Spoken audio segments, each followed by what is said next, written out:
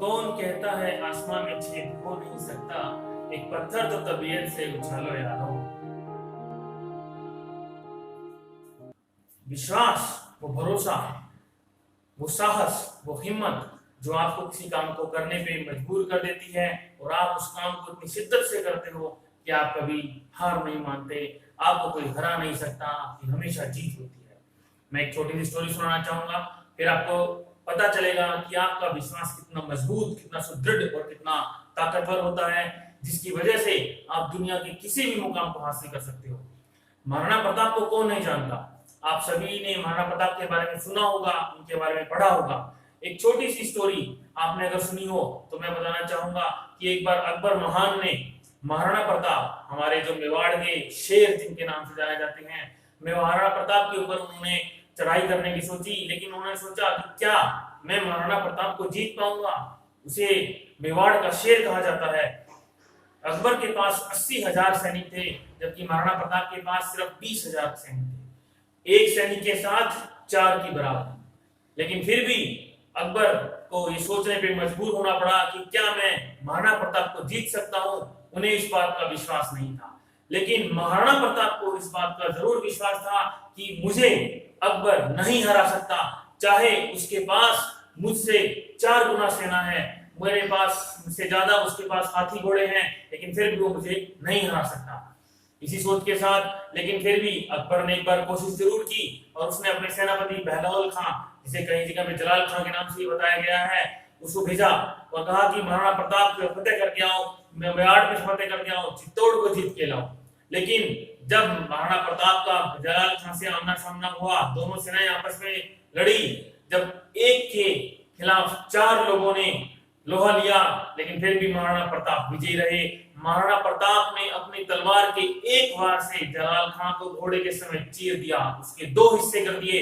अगर आपको कोई मौका मिले चित्तौड़ में जाने का तो देखना, वहां पे महाराणा प्रताप से जुड़ी चीजें रखी हैं और वहां पे वो फोटो भी है जिसके अंदर ये दिखाया गया है कि किस तरह से अकबर के जो सेनापति थे जलाल खां, उसे अपने आप के ऊपर विश्वास होता दिखा और वो हार गए और उनको महाराणा प्रताप ने हरा दिया। ठीक इसी तरह से ही अगर आपका विश्वास इतना कायम है, इतना सुदृढ़ है, तो कोई आपको नहीं हरा सकता। और अकबर को इस बात का भरोसा हो गया कि मेरे इतने सैनिक होने के बाद भी अगर मैं महाराणा प्रताप को नहीं हरा पाया तो मैं उसे नहीं हरा सकता, मैं उसे नहीं जीत सकता। इसीलिए अकबर ने चाल खेली और उसने कहा कि मैं अगर महाराणा प्रताप को हराना चाहता हूं तो मुझे उसी की तरह ही, उसी की जैसा कोई रण बांकुरा ढूंढना होगा और जो मैं हिंदुस्तान से ले सकता हूं। इसलिए उसने राजा मान सिंह को कहा कि जाए और जाके महाराणा प्रताप को जीत के लाए। लेकिन मान सिंह भी राणा प्रताप को जीत नहीं पाया, लेकिन उस युद्ध में घायल होने की वजह से राणा प्रताप हार गए थे, जो चले गए थे। इसी तरह से विश्वास अगर आपके पास है, आपका भरोसा आपके पास है, आपका आत्मविश्वास आपको हर चीज पे फतेह दिला सकता है। आपको याद होगा 1919 का इंडिया और इंग्लैंड का मैच, उस मैच के अंदर इंडिया विनर रहा था। किसकी वजह से? कपिल देव की वजह से, हमारे उस विश्वास की वजह से। आपको अगर पता हो तो मैं बताना चाहूंगा कि कपिल देव ने लास्ट 4 गेंदों पे 4 सिक्स लगाए थे। 4 गेंदों पे 4 सिक्स 24 आवर्स। हमें फॉलोऑन से बचना था, उससे बचने के लिए कपिल देव ने ये किया। क्या इंग्लैंड की टीम को ये विश्वास था कि वो हारेगी? नहीं, लेकिन हमारी टीम को कपिल देव पर विश्वास था, कपिल देव के भरोसे पर विश्वास था, जिसे 1983 में हमें वर्ल्ड कप दिलाया था। और उसी कपिल देव ने 4 सिक्स लगाए लगातार, वो भी खिलाड़ी के बिल्कुल सिर के ऊपर से, जो बॉलिंग करता है और स्ट्रेट डाइव करते हुए, और हमें हमारे मैच में विजयी दिया। और उस टेस्ट मैच के अंदर हमारे हिंदुस्तान की, हमारे भारत की विजय हुई। तो यही बातें हैं, जो आप किसी चीज पर विश्वास करते हो, भरोसा करते हो, उसी हिसाब से मेहनत करते हो, तो आपको आपकी जीत जरूर मिलती है और उस जीत के भरोसे ही आपकी दुनिया आपके साथ चलती है। अब विश्वास हो कैसे, आपको पता कैसे चले, आप अपने में विश्वास कैसे करेंगे, कब करेंगे और क्यों करेंगे, ये सबसे अहम बात है। और इसी के बारे में हम डिस्कस करेंगे कि कैसे विश्वास के ऊपर।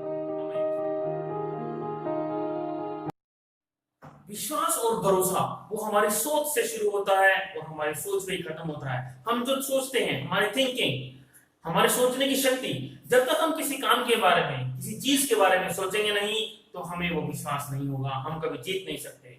आपको पता होगा कि हिंदुस्तान पर अंग्रेजों ने बहुत समय तक शासन किया, बहुत समय तक रूल किया और अंग्रेजों को इस बात का भरोसा था कि जब तक हिंदुस्तानी आपस में लड़ते रहेंगे हम उनके ऊपर शासन करते रहेंगे।